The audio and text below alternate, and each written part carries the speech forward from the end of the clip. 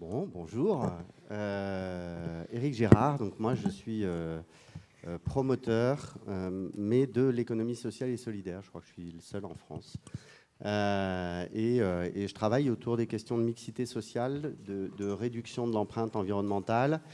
Et j'ai abouti, quand on tourne autour de ces questions-là, sur la question de la participation habitante. Et donc, on tourne autour de tous ces éléments pour se dire quelle société, quelle ville on veut construire demain. Voilà. Bonjour. Merci beaucoup pour cette invitation. Et dans cette école, en plus, on est très contents. Alors, Sigrid Perella et Antoine Card, on travaille tous les deux. On s'appelle Léo Toute Architecture. On a 20 ans. Et on a toujours... J'ai 20 ans, c'est une chanson. J'ai 20 ans. Je trouvais ça mieux. On a toujours... le logement, ça nous a toujours... ça a toujours été une préoccupation. On a passé notre diplôme sur les maisons en lotissement. C'est un peu une obsession. Le logement social. Ensuite, il y a eu pour nous une rencontre avec un bailleur social Aquitanis à Bordeaux et son directeur général Bernard Blanc. Une aventure qui a commencé avec un projet Auréa, où par rapport à ce que disait le monsieur là-haut sur la page blanche, c'était ça, c'était notre première page blanche avec une porte entrouverte sur une résidence solidaire, donc une volonté quand même de la maîtrise d'ouvrage, parce que ça c'est important quand elle fait bien son travail de producteur. Et tout a commencé un peu comme ça, et après avec Locus Solus, qui est donc un projet d'habitat participatif en locatif social. C'était Raymond Roussel, le commanditaire. Oui.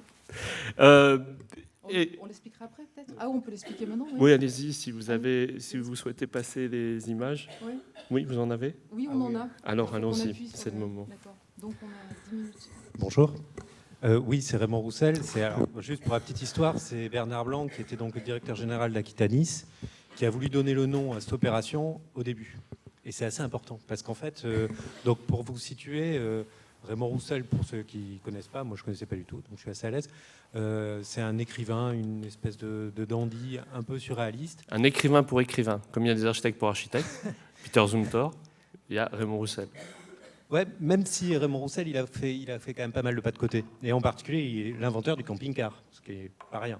Ah, mais c'était un original. Ah oui, totalement. Et donc, dans cette histoire-là, il a écrit donc, un bouquin qui s'appelle Locus Solus, et qui raconte l'histoire d'un explorateur qui revient dans ces terres et qui invite tous ses amis à une fête chez lui. Et donc, dans son jardin, il y a tout un tas comme ça de curiosités, de chasse en poil, de trucs plus ou moins glauques d'ailleurs.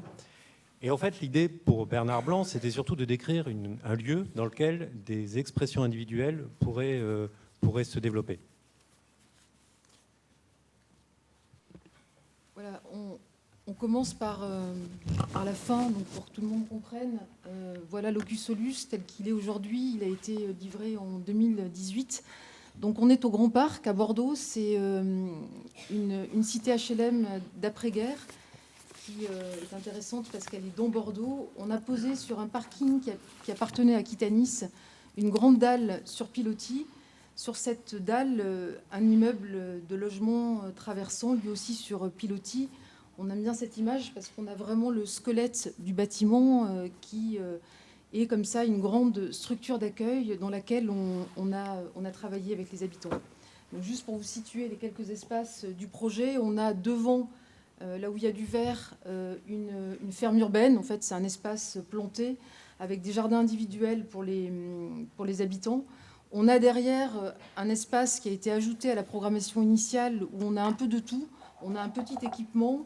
On a un espace commun, on a une chambre relais, on a des celliers, voilà, on a plein de choses. On a aussi beaucoup d'espace, on a une rampe qui nous rattache au sol. Et ensuite, au-dessus, on a les logements qui sont distribués par de larges coursives traversant des doublés de jardins d'hiver et accessibles depuis 2 escaliers et un seul ascenseur parce qu'on est très économe.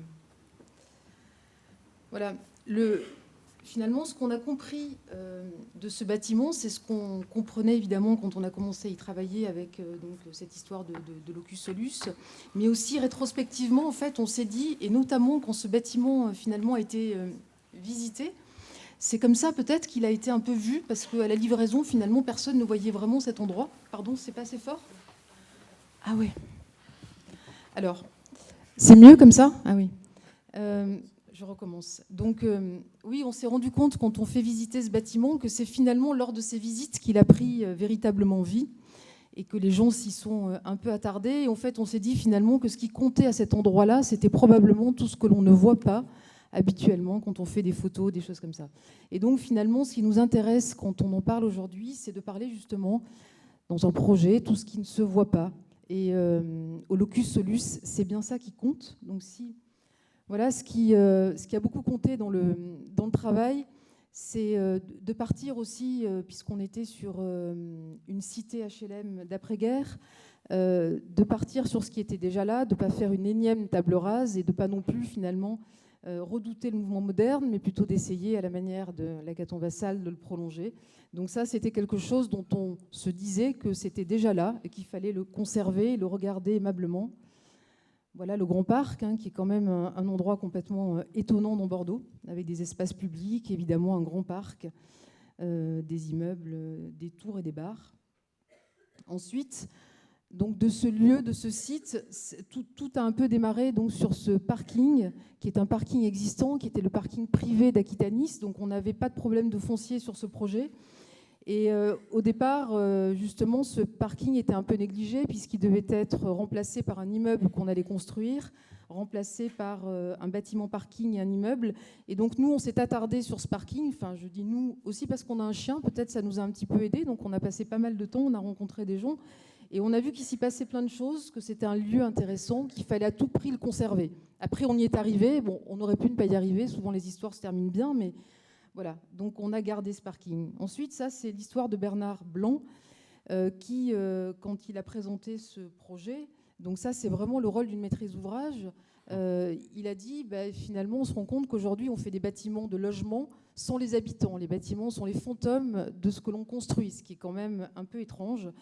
Donc l'histoire a commencé ici depuis le début avec les habitants, c'est-à-dire les futurs locataires de ce bâtiment.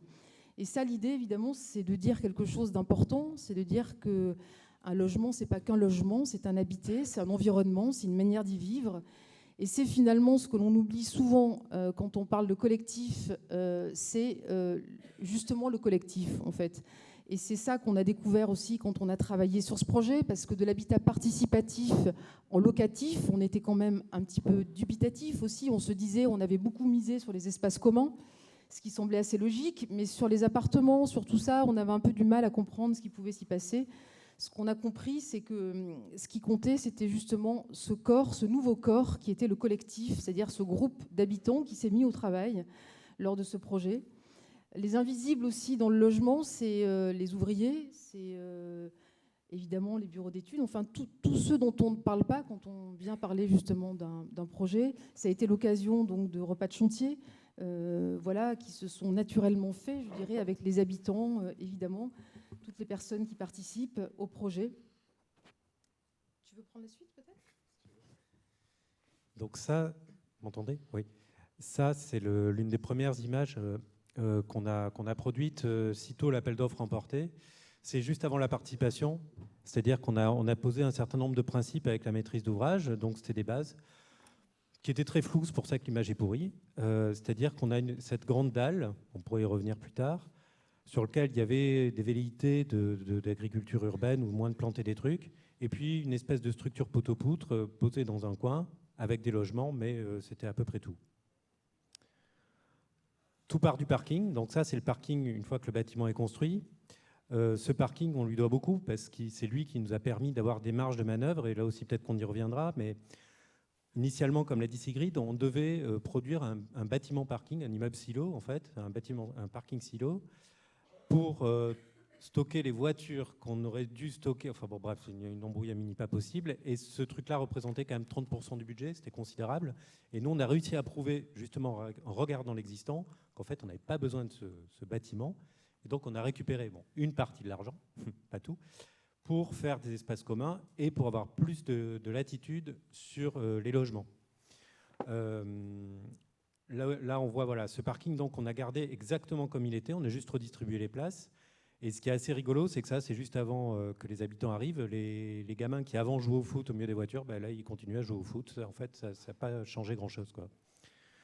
Là, on est sur la dalle, on est au niveau de la ferme. Si on parle comme ça des enfants, c'est assez rigolo parce que donc, pendant ce processus participatif, on avait pensé à faire garder les enfants, puisque c'était souvent les mères qui venaient, il faut bien le dire. Et donc, elles ne pouvaient pas venir parce que les enfants. Et donc, nous, on a été vachement malins, on a prévu de faire garder les enfants. Et en fait, c'est une erreur monumentale, c'est qu'on a exclu les enfants, en fait, pratiquement. Sauf que les enfants, en fait, ça a posé strictement aucun problème. C'est que dès que le bâtiment est rentré en fonctionnement, ben, en fait, ils sont liés avec tous leurs copains qui étaient autour. Et c'est eux qui ont en fait, introduit cette espèce de couture humaine, on va dire, de lien qu'on cherchait absolument, sans qu'on l'ait du tout anticipé. Voilà, encore d'autres enfants. Donc là, on est sur une coursive sur la dalle. Ils font du vélo, font du skate. Alors bon, ça c'est rigolo. C'est juste un escalier qui est sur le parking. Et bon, il y avait des histoires d'handicapés, etc., de normes handicapées. Il fallait mettre des garde-corps autour. Mais le bailleur nous disait, si vous mettez des garde-corps, il va y avoir des canettes de bière, ça va être horrible et tout ça. Donc on a cherché. Puis finalement, on a fait une butte. Et à chaque fois, tout le monde regarde cette butte. On a l'impression qu'on a enterré quelqu'un dedans. En fait, non, c'est juste une butte.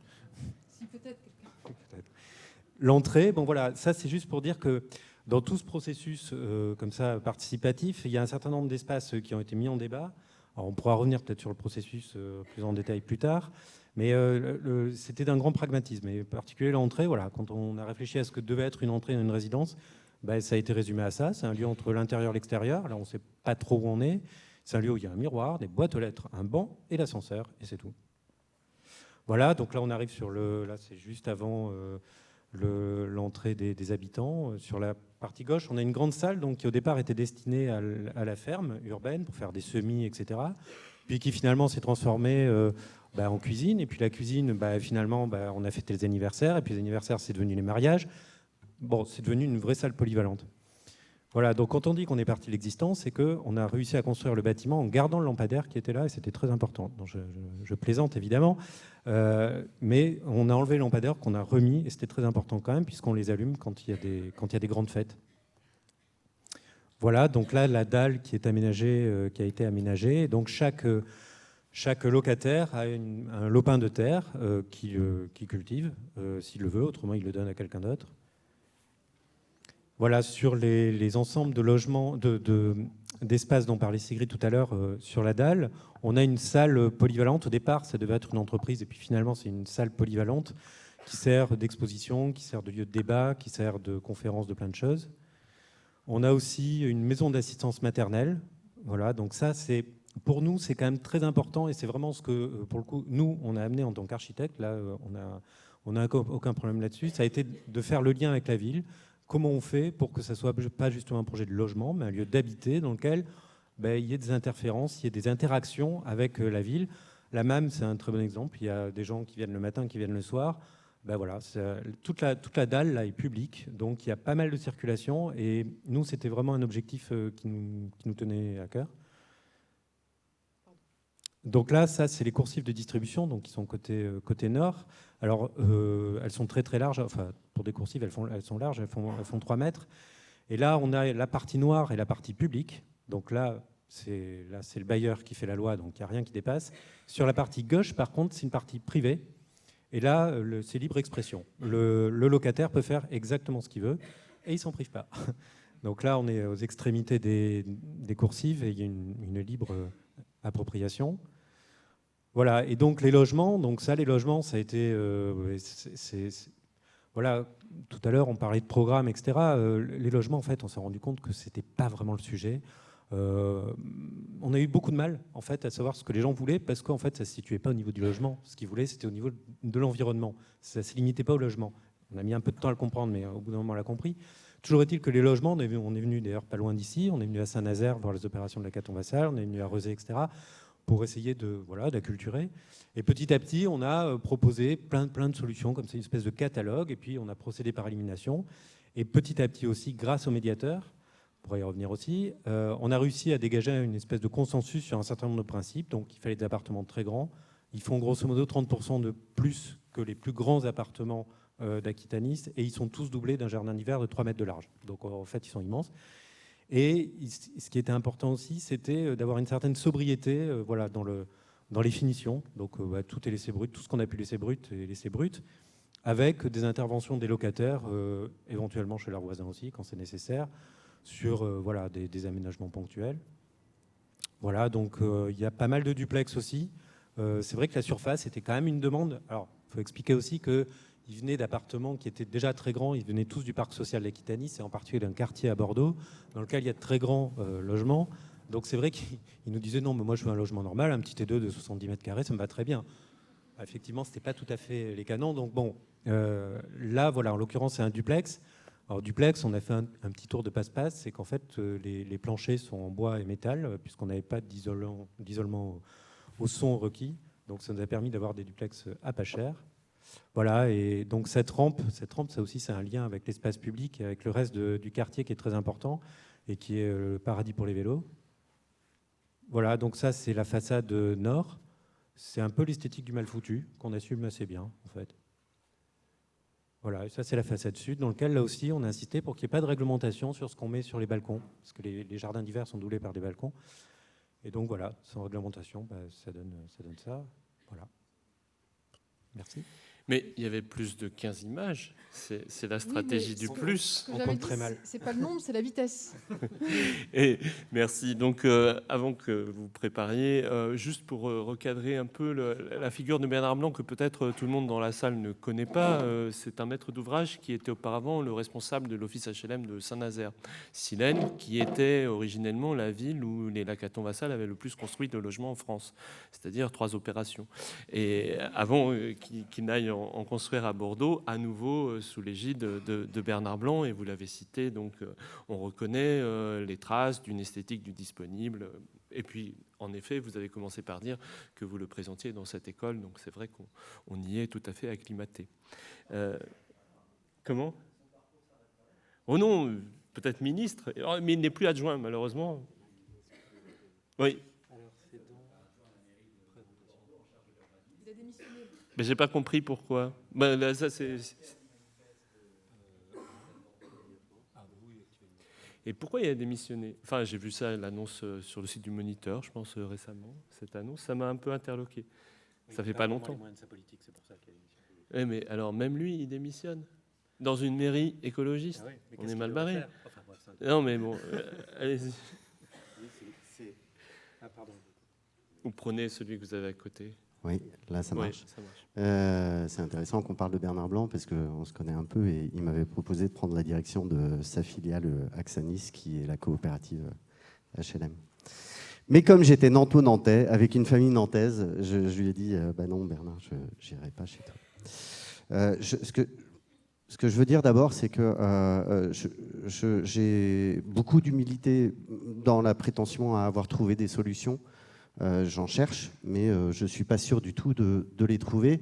Le constat qu'on fait, c'est que le rêve des Français, la maison individuelle sur son terrain, c'est sans doute quelque chose qui est aujourd'hui pas forcément souhaitable pour nous tous. Je ne vais pas forcément développer ça très longuement parce que je pense que le niveau de connaissance est suffisant autour de nous.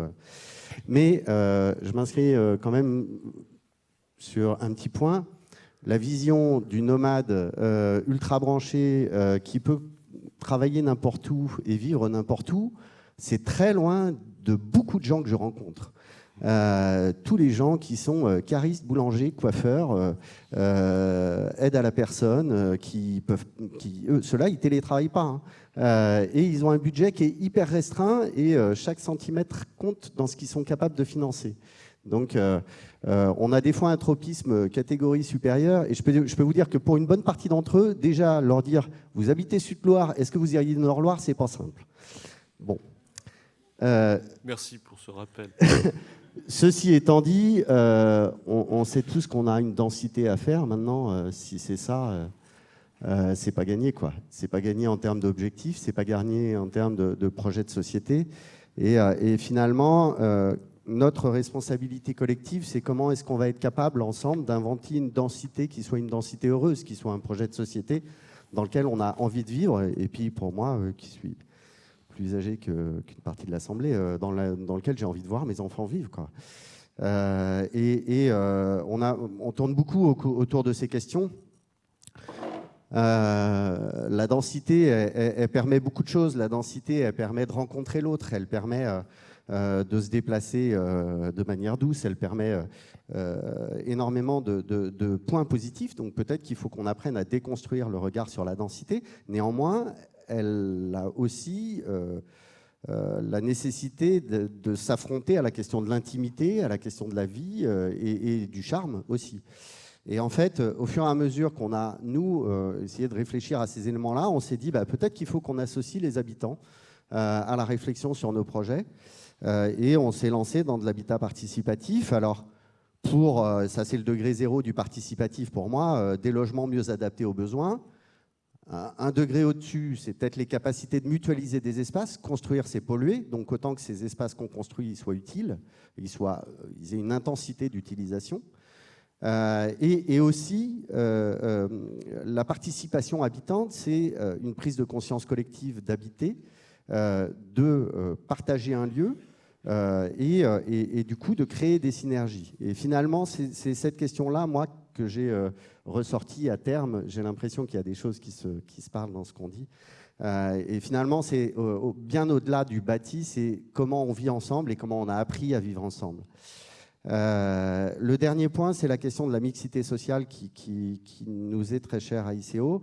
Et la mixité sociale, moi je l'ai fait parfois de manière un peu soviétique, en disant voilà, on va mélanger tout le monde et ça va bien se passer.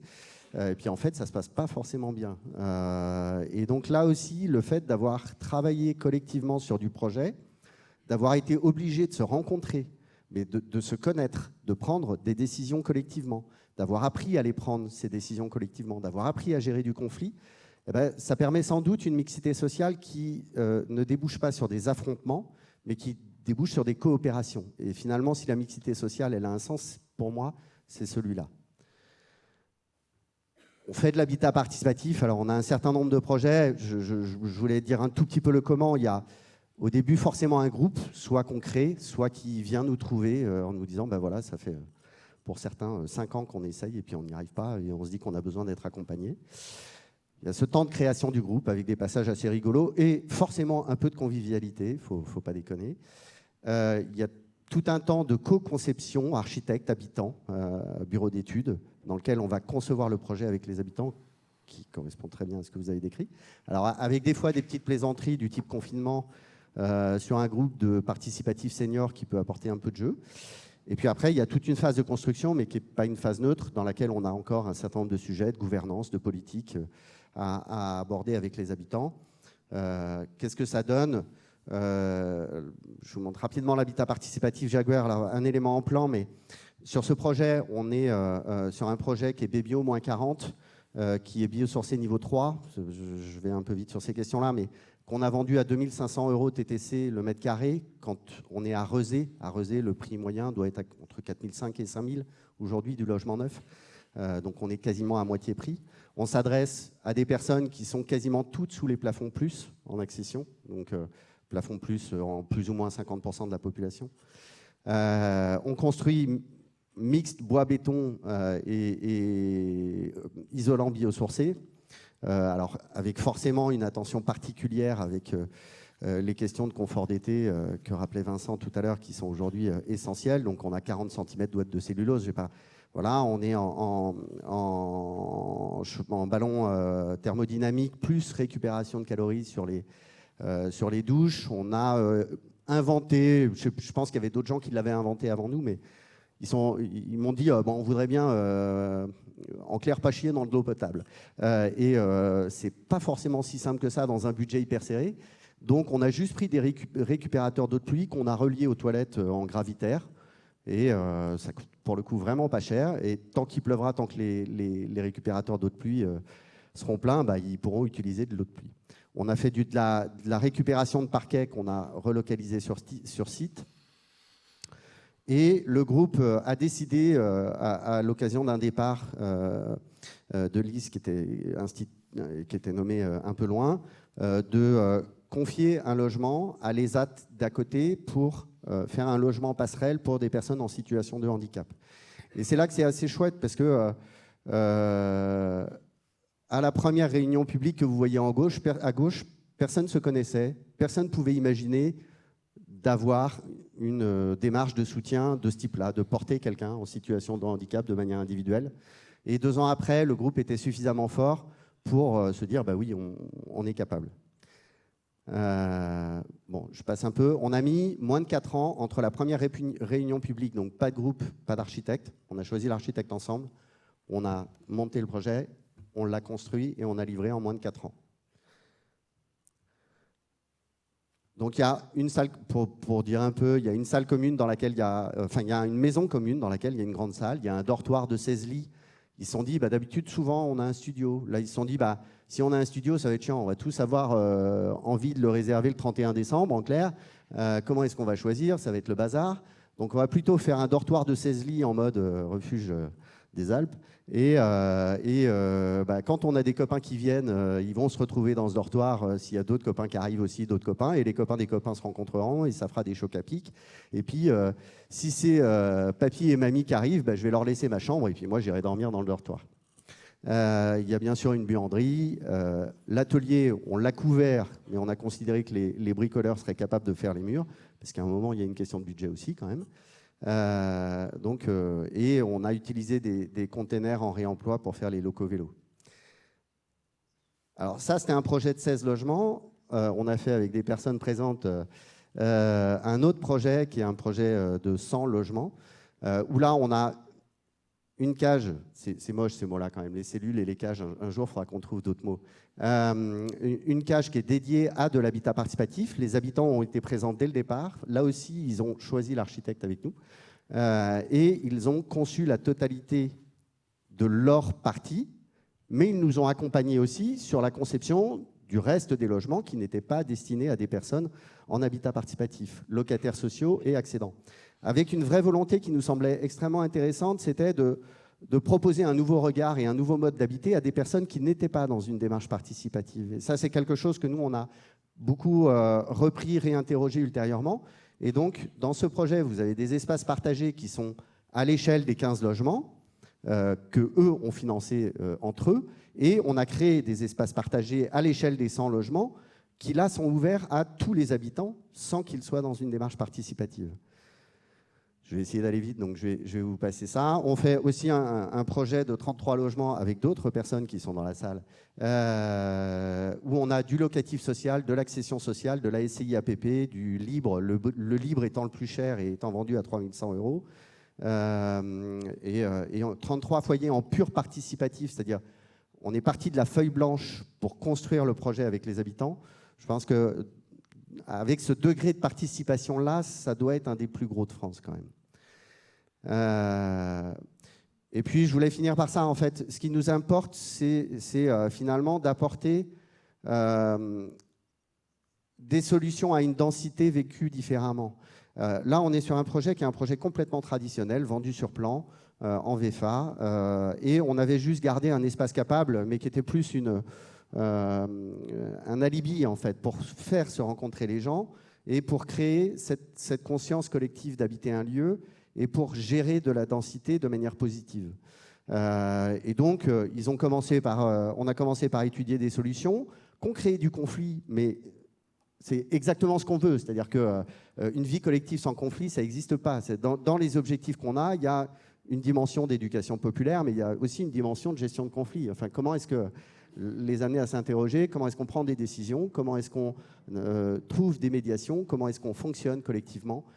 Et on a abouti après, ils ont voulu étendre de manière assez sensible les locaux vélos, faire un espace potager, un endroit pour ranger des outils, parce que les espaces extérieurs des logements sont réels, mais ils font 50, 60 mètres carrés, donc on se disait qu'il n'y avait peut-être pas besoin de 22 tondeuses.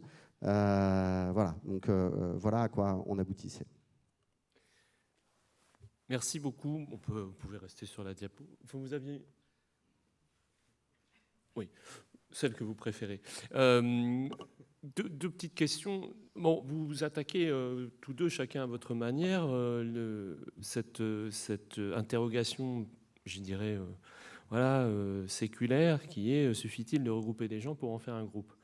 Et quand un nous se construit, il est à la fois constructif et différenciateur. C'est-à-dire que la communauté s'identifie en tant que telle, aussi parfois en excluant.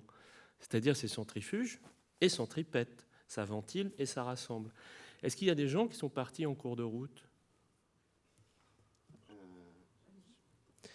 Il y a des gens qui sont partis en cours de route,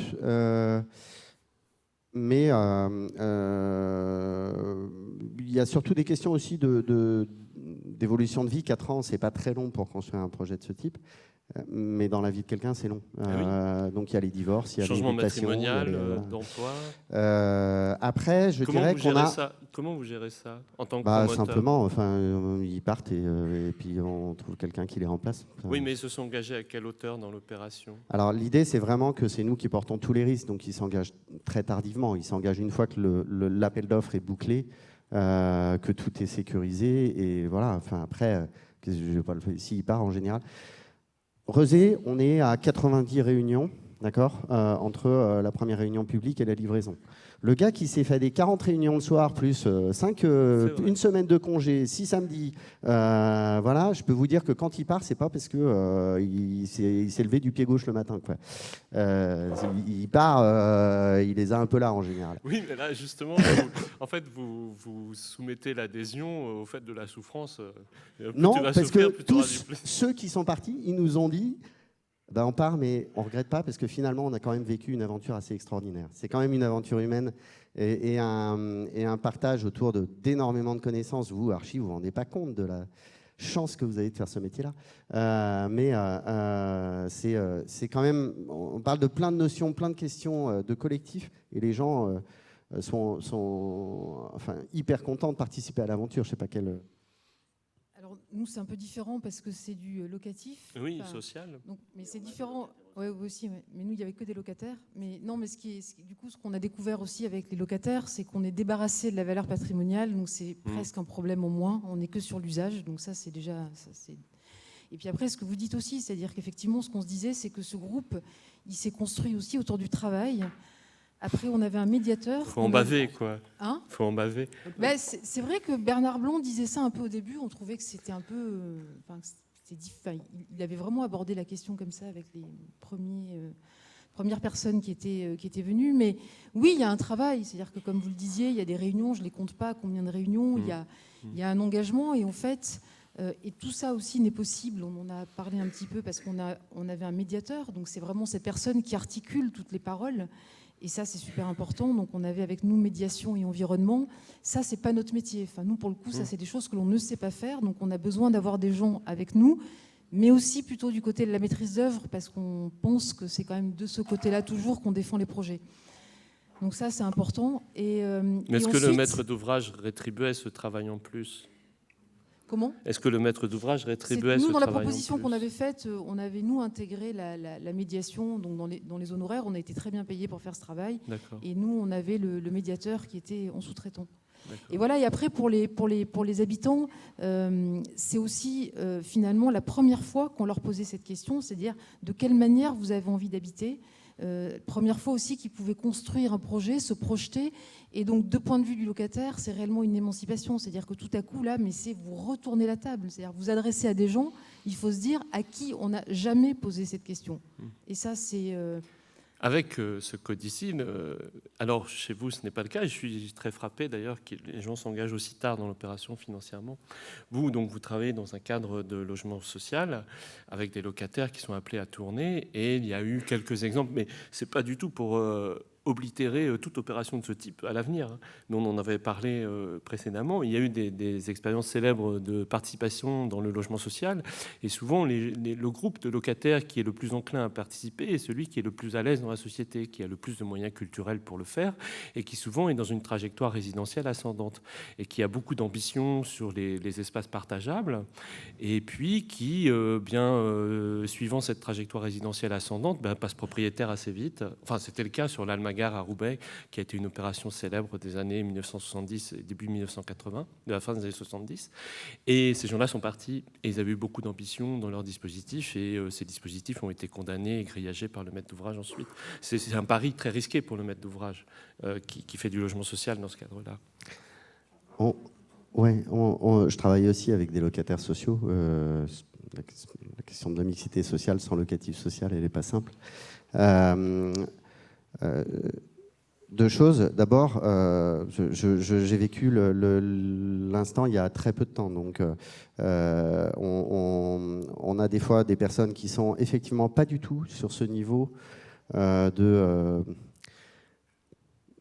Bon, pour le dire simplement, on a effectivement un certain nombre d'EduxP et de profs, mais on a aussi des gens qui sont absolument pas de ce monde-là. J'ai un technicien ascensoriste, j'ai des gens qui sont pas du tout sur... Il y a des militants de la mixité sociale et du public et puis des gens qui sont justement des gens qui vivent la mixité sociale. Et effectivement, il y a eu des fois des personnes qui ont failli s'auto-exclure en se disant... je suis pas au niveau, quoi. Enfin, soit on est au-dessus, soit on est en dessous. Voilà. Et j'ai vu des groupes réagir de manière très forte, avec quand même des volontés d'accueillir ces paroles-là et de maintenir ces personnes-là dans le collectif. Que ce soit celui qu'on a accompagné avec Fabienne ou je pense à Véronique, enfin il y a un certain nombre de personnes, ou celui qu'on accompagne avec Alexandre et Philippe, il y a tout le temps eu des personnes qui étaient beaucoup plus modestes et beaucoup plus modestes aussi dans leur environnement culturel, social, que effectivement il y a un panel de gens qui peuvent être sur des revenus modestes mais qui ont un bagage culturel et social qui est beaucoup plus important. Capital culturel n'égale pas forcément capital économique. Et en effet, c'est l'équilibre des deux qui peut former une forme de mixité. Mais il peut y avoir des déclassements par le haut, sous-entendu, ces gens-là ne vivent pas comme moi et je ne me sens pas à l'aise, ou des classements par le bas, même réaction, mais par une sorte de retrait. Mais oui, c'est le social en éprouvette. Vous faites un peu de l'expérimentation à sa bouillonne. Vous voulez dire quelque chose ? Non, juste dire que nous, le processus a été un peu différent de ce point de vue-là, puisqu'il y avait, en grosso modo, la moitié des locataires qui étaient volontaires. Ils étaient fléchés, quoi. Pas fléchés, ils étaient volontaires. C'est-à-dire que Aquitanis a mis des petits mots dans les boîtes aux lettres, de tous ces locataires. Et sur les 4000, il y en a 20 qui ont répondu, quoi. C'était assez drôle. Et donc, en fait, le projet s'est fait avec ces 20 personnes-là, où il y a eu des mutations, où effectivement, une exclusion en particulier, une personne qui est partie parce qu'elle ne se sentait plus adhérer au groupe. Mais c'est plutôt bon signe, je dirais. Ça veut dire qu'il y a un groupe qui fonctionne quelque part. Donc, nous, on était très contents qu'il y ait des conflits, par exemple. Non pas qu'on soit complètement pervers, oui. Mais le conflit... Non, parce qu'au début, c'est formidable. Au début, mais tout le monde s'aime, c'est extraordinaire. Les perspectives sont magnifiques et on parle des lendemains qui chantent. Mais oui, tout le monde pense que c'est normal de vivre mélangé en société. Le problème, c'est que dans la vie, c'est pas comme ça. Ben voilà. Donc, on mange des gâteaux, tout ça, on fait plein de trucs, c'est super. Et puis, il y a le jour où commencent les premiers conflits. Et là, on dit, ça ressemble un peu plus à la vraie vie. Et en fait, ce qui est intéressant, je trouve, dans ce genre d'histoire, c'est que, d'une part, c'est la capacité du groupe à résoudre les conflits, à en parler, à pouvoir poser des mots, etc., et à les régler éventuellement. Et deuxièmement, c'est que ça fait vivre un groupe et que c'est ce groupe-là qui va faire vivre le bâtiment. Et nous, c'est vrai que je le répète, mais... Oui, il faut qu'il reste. Oui, il faut qu'il reste. Mais il a intérêt, parce que non seulement il s'est tapé les 50 réunions, non seulement il a un appart qui ne pourrait pas se payer de toute façon ailleurs. Oui, ça c'est vrai. Donc oui, c'est par la qualité que vous pensez. Alors voilà, ça me semble très important, c'est que la mixité sociale, on l'a aussi par les apparts. C'est-à-dire que là, quand vous avez des appartements de 150 mètres carrés qui coûtent... parce que nous, on a quand même posé un truc aussi avec Bernard Blanc, c'est de dire, OK, on fait des appartements plus grands. Par contre, le prix est indexé sur la typologie et pas sur la surface. Oui, parce qu'on a vu qu'Anemosus, c'est ce qui avait complètement flingué l'opération. Et donc, ça veut dire que voilà, ils ont des appartements qui sont immenses et ils ont cette mixité, elle s'est faite aussi comme ça, pas uniquement culturellement justement ou socialement. C'est faite aussi, pour reprendre une expression un peu idiote, par le choc de l'offre. C'est-à-dire le fait d'avoir un appartement comme ça les a poussés à rentrer dans l'opération. Je voudrais faire une référence à une autre opération, qui est une opération qui a été livrée en 87, qui s'appelle Habitat Différent à Angers, qui était en locatif social intégralement à l'origine, alors qui était issu d'un groupe. Il y a quelqu'un d'Habitat Différent ici ? Non, j'interroge. Et en fait, j'ai beaucoup parlé avec certains habitants, et ce qu'ils disent, bon, c'est un groupe qui est assez intelligent, il faut reconnaître, mais le nouvel arrivant, en fait, c'est une joie, c'est une ressource. C'est-à-dire, si on était tout le temps les mêmes et s'il n'y avait pas cette mutation, on s'endormirait dans notre truc, on n'aurait plus rien à proposer. Ceux qui arrivent, alors ils arrivent en se mettant dans le groupe, en n'étant pas tout le temps d'accord, mais ils nous forcent à bouger, ils nous forcent à évoluer, et c'est eux qui nous font continuer à être vivants. Et voilà. Et finalement, depuis 32 ans qu'ils existent, il doit rester 3 ou 4 personnes de l'origine, mais le groupe est toujours aussi fort et toujours aussi. Ils sont assez impressionnants. Donc c'est la définition d'un modus vivendi au sens propre. Et comment vivre ensemble, vous avez cité le titre, c'est le titre du dernier cours de Roland Barthes au Collège de France, et justement c'est là où il parle des idiorhythmies, des rythmes qui ne sont pas les mêmes chez chacun, et qui, bref. Oui, c'est toujours la même. On a un habitat participatif senior sur ce genre de questions. On est toujours à la recherche de la même alchimie, en effet complexe. Est-ce qu'il y a des questions parmi vous sur ces tentatives audacieuses, à mon sens, mais c'est parce que je suis censeur sociologique? Non, ça vous semble couler de source? En tout cas, la coursive, dans la largeur et dans l'espace qu'elle occupe dans l'opération, c'est une forme d'injonction à la sociabilité déjà. Vous obligez les gens à passer les uns devant chez les autres. Oui, avec une certaine courtoisie, comme ce qu'on a dans les maisons de ville, avec le jardin de devant, qui est un peu un jardin de représentation, et puis derrière, il se passe autre chose. C'est un petit peu comme ça, parce qu'il y a quand même pas mal de place. Mais oui, il y a ça, il y a le fait que les gens... On est obligé de dire bonjour à son voisin. Un petit peu, ouais. Il y a quelqu'un qui, en fait, a changé de habiter la barre qui est juste derrière le bâtiment, et qui nous expliquait que quand il habitait cette barre, il ne connaissait pas ses voisins. C'est vrai qu'au Locus, on se voit beaucoup. Après, on demande beaucoup aussi à l'habitat participatif. Moi, je pense qu'il y a un niveau de coopération, en tout cas, à cet endroit qui est intéressant. Ça veut dire qu'il se passe quelque chose quand même. Il y a une ambiance qu'on ressent. Je ne sais pas comment on l'a raconté, mais quand on y est, on le comprend très vite. Et il y a aussi quelque chose qui est important, c'est le fait que ce n'est pas que du logement. Il y a énormément d'espaces de transition, de seuils qui font que la dalle, c'est un espace public, donc je peux y croiser, qui est ouverte au public, l'espace commun géré par une limite association. extensible du chez-soi avec les différents paliers. Exactement, mais ça veut dire aussi que l'extérieur monte et qu'on n'est pas juste entre soi. Voilà. Et ça, c'est, je pense, aussi important. Il ne faut pas que ce soit factice, c'est pour ça aussi qu'il y a des équipements, que c'est un immeuble un peu polyfonctionnel, on pourrait aller beaucoup plus loin, mais voilà, ça, je pense, ça compte beaucoup. Et puis, par là où vous avez commencé, comment rendre la densité désirable? On l'a cité tout à l'heure, le directeur de l'école l'a cité, Bruno Latour nous a quittés, et son dernier livre, ça s'appelait « Mémo pour une nouvelle classe écologique », et le sous-titre, c'était « Comment rendre désirable l'écologie ». Et ça, c'est un vrai challenge aussi. Donc oui, vous avez essayé de conjuguer ces deux aspects-là. Il n'y a pas d'interpellation particulière. On est de toute façon déjà en retard, mais c'est la règle de ce type d'exercice. Est-ce que vous souhaitez rajouter quelque chose? Sinon... Non, juste, je me réjouis de rencontrer quelqu'un côté maîtrise d'ouvrage qui fait oui, du là, participatif. vous allez matcher. Là. Non, mais nous, il y a quand même un truc, c'est que ce bâtiment, il a déjà 6 ans, Locus 4 ans. 4 ans. En 4 ans, en fait, pendant 3 ans, il ne s'est à peu près rien passé. C'est-à-dire que, bon, aussi, il y a des Chinois qui sont venus, je crois. Enfin, bon. Et puis là, il commence à devenir un peu, j'allais dire, communiqué, etc. Mais le grand mystère pour nous, c'est qu'on ne comprend pas pourquoi il n'y en a pas d'autres. C'est-à-dire pourquoi les bailleurs sociaux ne se mettent pas à faire de l'habitat participatif, dont on prouve que ça ne coûte pas plus cher, ça va à peu près aussi vite, et que ça marche, in fine, plutôt pas mal. Pour nous, ça reste un grand mystère. Et pour l'instant, personne ne nous a répondu. Hein. On ne sait pas. Bien, on va en rester sur ce retour d'expérience, plutôt optimiste. Et donc, j'appelle Anne Domiance et Tristan Rivet à nous rejoindre.